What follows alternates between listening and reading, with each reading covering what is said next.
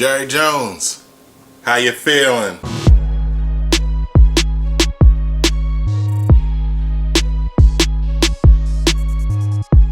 What is up, everybody? My name is Advance, and this is Advanced Sports Talk.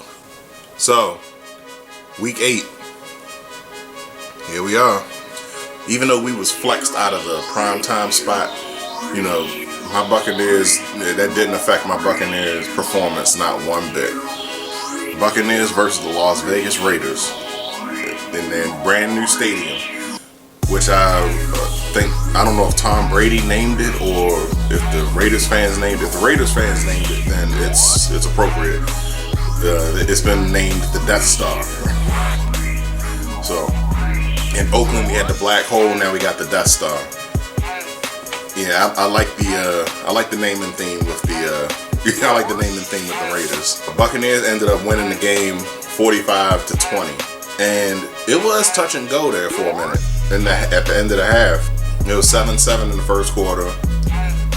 And then Brady ended up throwing 2 back-to-back touchdowns to Gronk and Scotty Miller. Scotty Miller is officially coming into his own now. With the addition of Antonio Brown as the slot receiver, I don't know where he's gonna fit in the scheme. I would imagine that they're not gonna have Antonio Brown on the field often until he gets back in the full swing of things, at least for maybe 2 or 3 weeks. So maybe later in the season, Antonio Brown will have more of a prominent role in the offense. So yeah, Buccaneers defense was able to take care of a couple of turnovers. I know we had lost a fumble. There was a crucial interception thrown by Derek Carr, and then there was a fumble loss as well. Man, our defense just blanketed him. Derek Carr still managed 284 yards and 2 touchdowns. Tom Brady threw 369 yards and 4 touchdowns. I think Ronald Jones got sat down. I don't know what the deal with that was, but I know Fournette ended up taking over most of the game. Yeah, Josh Jacobs, Jalen Richard, no, because running backs don't perform against us. I mean, they do in the passing game, but yeah, as far as rushing yards, Nelson Aguilar got out on us. Yeah, I was surprised about that. Ironically, he's actually from Tampa, so I think that's why he was balling. But I mean, hey, all in all, the Buccaneers soundly defeated him. It was like their last touchdown was to Darren Waller in the third quarter for the Raiders. Then there was a field goal, and then it was just back-to-back touchdowns. Chris Godwin, Ronald Jones, Tyler Johnson. They was all literally within 3 or 4 minutes of each other in the game. Scotty Miller got his first 100-yard game of his career, and it was well deserved. And that's what I be trying to tell people. Scotty Miller is the fastest. He's the fastest receiver on the team. He's a true speedster. Antonio Brown still has 1 week left on his suspension, and he'll come back and he'll debut against the Saints. I just hope he's in football shape. I hope he's got the playbook, but don't worry, because even though he can't cooperate in league or team activities, I'm sure Tom Brady sent him the Cliff Notes version of the playbook. So, moving on to the Thursday night game. New York Giants versus the Philadelphia Eagles. This game was very weird, to say the least. I don't know. It looked like the Giants was dominating, which is very strange to say. But, Carson Wentz, in a near superhero-like fashion, came back to save the day. Ended up torching them. And so at the end of the third quarter, it was 14-10. Then the Giants went ahead 21 by throwing their third touchdown to Sterling Shepard. Then Wentz came back with a touchdown to Greg Ward. then after an impressive defensive stand, Wentz ended up driving the team back down the field, and then threw another touchdown pass to Boston Scott. So Wentz finished with 359 yards passing and 2 touchdowns, but threw an interception. Daniel Jones was 187 yards, 2 touchdowns, and he also threw an interception. So it kind of balanced out. Talking to my buddy, he said that he felt the Eagles should have lost that game, but hey, I mean, you know what I always say on this show, whether it's by an inch or by a mile, winning is winning. So Eagles beat the Giants 22-21. All right, so this highly anticipated game, the Pittsburgh Steelers versus the Tennessee Titans.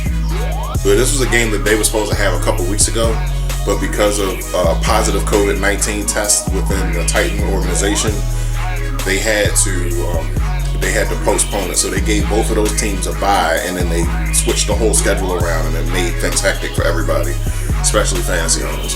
So, but in any case, I'm not in a hurry to really say that Big Ben is back, but I mean he's better than what they had. So he threw for 268 yards, 2 touchdowns, but threw 3 interceptions. Ryan Tannehill had a QBR rating of 104.9. He threw for 220 yards and 2 touchdowns. So Derrick Henry balled out as usual. James Conner, he balled out as usual. Yeah, Juju Smith-Schuster got 85 yards receiving, and Deontay Johnson got 80 yards receiving. A.J. Brown got 153 yards receiving, caught 6 of his 8 targets and 1 touchdown. So, yeah, it was pretty neck and neck. It seemed like the only equalizer in the game was the fact that Ben threw 3 interceptions. That's why I'm not in a hurry to really say that Ben is back. But in any case, the Steelers barely beat the Titans 27-24. The Detroit Lions versus the Atlanta Falcons. Detroit had one job and they did it flawlessly. No, well, not flawlessly. Detroit beat Atlanta 23-22. So it seems like their coaching changes has sort of improved their team. I mean, Matt Ryan is still throwing for over 300 yards a game and not really doing anything with it. Calvin Ridley, I believe, got hurt. So, Calvin Ridley got hurt. So this game marked the return of Julio Jones with 97 yards receiving. So how about this game? The second battle of Ohio, the Cleveland Browns versus the Cincinnati Bengals. And just like the last performance, it was high flying, explosive offensive action. Both teams scored up in the 30s, but the Browns ended up pulling it out 37-34. Baker Mayfield threw for 297 yards and 5 touchdowns. Joe Burrow threw for 406 yards and 3 touchdowns. Both quarterbacks threw 1 interception apiece. But yeah, Tyler Boyd was the leading receiver with 101 yards. 101 yards receiving. Good job. Carolina Panthers versus the New Orleans Saints. Victory was actually holding Mike Davis in check. He's been balling out with Christian McCaffrey being injured. So right now he's in a week to week. So I think they're saying that he has like 3 weeks because he's off the injury reserve, or I don't know how that works.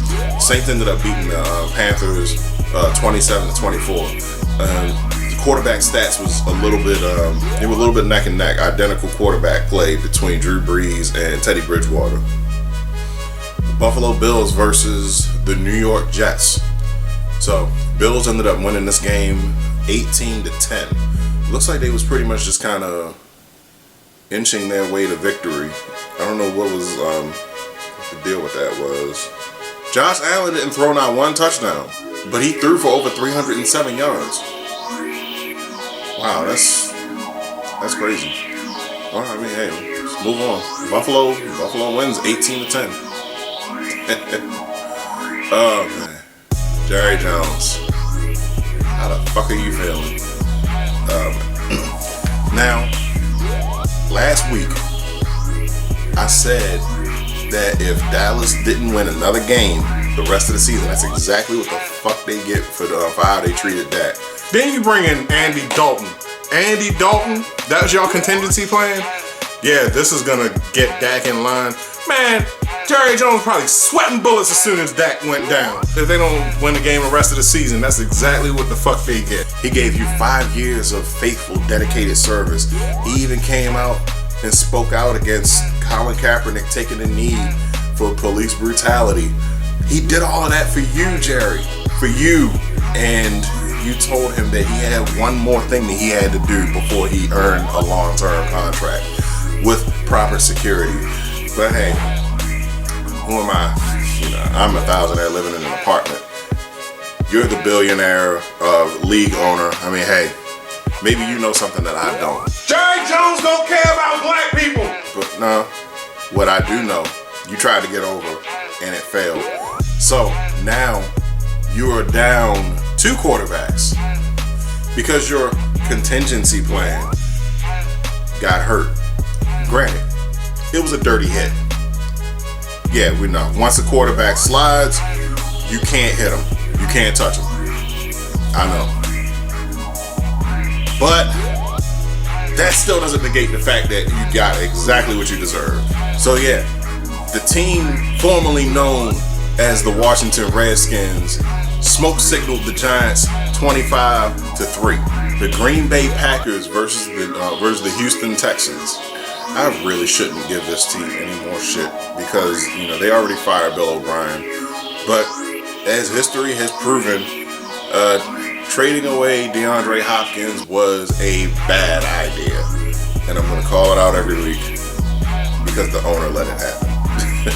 So, Aaron Rodgers led his team to victory 35-20, throwing for 283 yards and 4 touchdowns.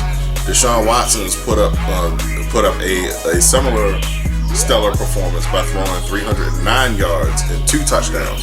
But as we've learned with Matt Ryan and the Atlanta Falcons, doesn't matter how many passing yards you get per game, you have to win. 49ers versus the New England Patriots. Cam! This is Cam Newton's first game back after being asymptomatic with COVID-19. It shows that he was, this virus is not to be played with. I can only assume that it affected his play. Like, it affected his play so bad that Belichick had to sit him down. It was, he benched him for Jarrett Stidham. It was a very non-Cam-like performance. Jimmy G didn't do any better. He didn't throw any touchdowns at all. Matter of fact, it's looking like most of their touchdowns came from rushing. In fact, all of their touchdowns came from rushing. All 4 of them. So Jeffrey Wilson, who is now the starting running back, because I think both the first and the second string are hurt. So he ended up rushing for 112 yards and 3 touchdowns. Kyle Juszczyk ended up running in for a touchdown as well. San Francisco 49ers beat the New England Patriots 33-6. Kansas City Chiefs versus the Denver Broncos. So Kansas City ended up winning 43-16. Now, with this game, it's like the stats aren't so clear cut. All right, so there was actually half of the Chiefs' points actually came from defense and special teams. Drew Lock threw 2 pick sixes, and there was a punt return for a touchdown. Patrick Mahomes threw a touchdown pass to Tyreek Hill. Clyde Edwards-Helaire rushed in for a touchdown, and there's a touchdown missing somewhere. I don't know where it is, but yeah, Chiefs beat the Broncos 43-16. The Jacksonville Jaguars versus the Los Angeles Chargers. Even though I don't like how it happened, Justin Herbert has proven to be the capable starter that he is. So he ended up throwing for 347 yards and 3 touchdowns. So he's, I think it's safe to say that he's secured that starting role. I don't know what Anthony Lynn is going to do when Tyrod comes back, cause even though that was some bullshit. Everybody knows it. So yeah, your lung gets punctured by the team doctor. Matter of fact, I gotta check to see if they even fired that dude. Justin Herbert is a first-round draft pick, so he's proven that he can handle the load. The Chargers beat the Jaguars 39-29. Oh man, now this was a battle. This was the game that that should have been the Buccaneers, but it wasn't. I wasn't mad about it after watching it because it was definitely an exciting game. You know, I like watching my Bucs. The Seattle Seahawks versus the Arizona Cardinals.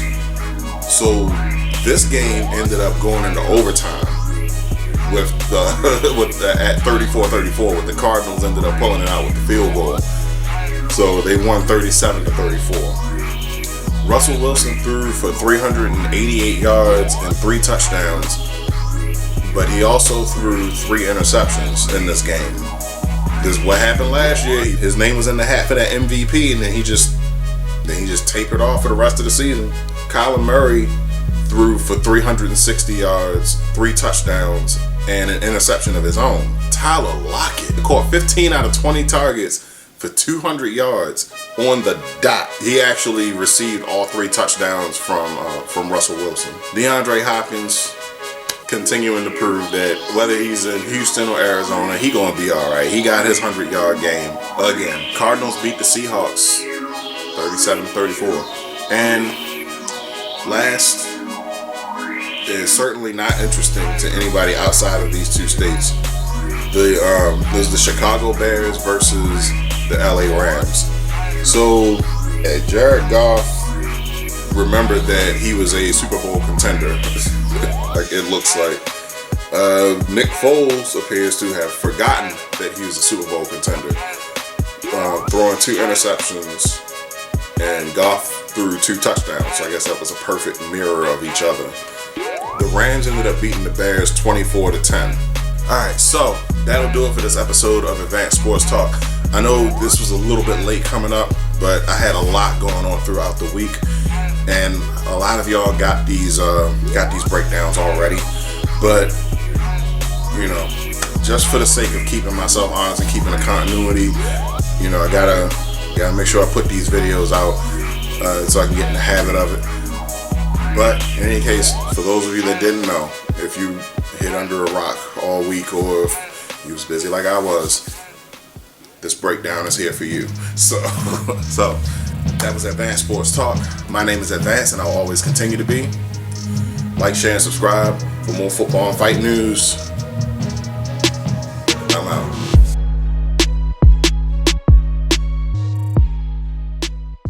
Jerry Jones don't care.